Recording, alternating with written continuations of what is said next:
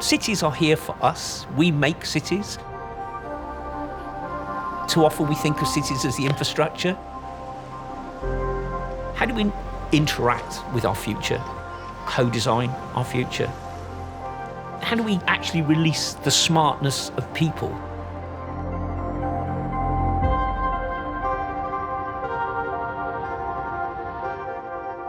Bristol grew up through the centuries as a place that traded in goods. Increasingly, through the latter part of the 20th, but into the 21st century, Bristol is very much a place that trades in ideas. I'm drinking it all day long. You drink the pot dry? Yeah, of course I bloody do. And how My football team is Bristol City. Yeah. And Bristol Rovers. Yes. West TV in its day was really exciting. And it was fundamentally about putting the production into the hands of the people. It was an experiment that happened that went across the community. It was an experimental time then in the 70s, and I think what has happened is that sort of spirit of risk-taking, experimentation is still very much with us. He said it was quite a change. What's wonderful about that original ducting that was used by Rediffusion to send TV into all of the houses in Bristol is being used now again. We went overnight from a 64K ISDN copper dial-up connection to 155 meg synchronous fibre, always on. And we went, oh, the world is going to change. Wi-Fi technology, Layer 2 Ethernet, fibre in the ground, smartwatches, LTE for mobility, smart cars, radio frequency mesh. smart hedgehogs, whatever. The depth of their networking architecture and infrastructure is actually astounding.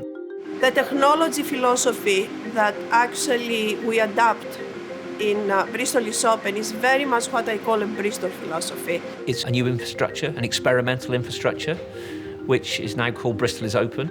We've come at it from an infrastructure level, so we're ready for 10 to 15 years' time as data and connectivity grows. And the whole idea is trying to create an environment where you can experiment, develop, play in a future space that isn't just in a lab, it's actually in the city. It's hard for people to really engage or understand with what that means. Like, what does it mean for me and for my life? So at Watershed, we're able to work with Bristol is Open through things like Playable City to bring that home, to reuse that technology infrastructure. Playable City established itself in profile terms pretty quickly because nobody was really doing the kinds of things we were doing in the smart city arena. To help them grow their smart city vision, they need people to come in and bring ideas. As Nokia, one of the first things we did was to include other things, to include, what could you do with smart cars? What can you do about pollution? The fact that Bristol, as a city, has created an environment that allowed them to create Bristol is Open kind of showed how committed they are to making a smart city a success. What Bristol is Open is doing is creating an environment for companies to show the art of the possible. We've run workshops with creatives in Recife in Brazil.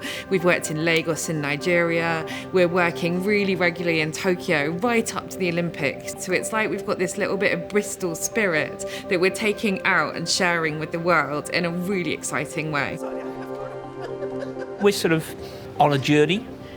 It's constantly about exploring new possibilities. It's constantly about trying to open the door to new collaborations. 2/3 of the world's population will be living in urban environments by 2050. So we need to work out ways of living together in more sustainable and livable environments.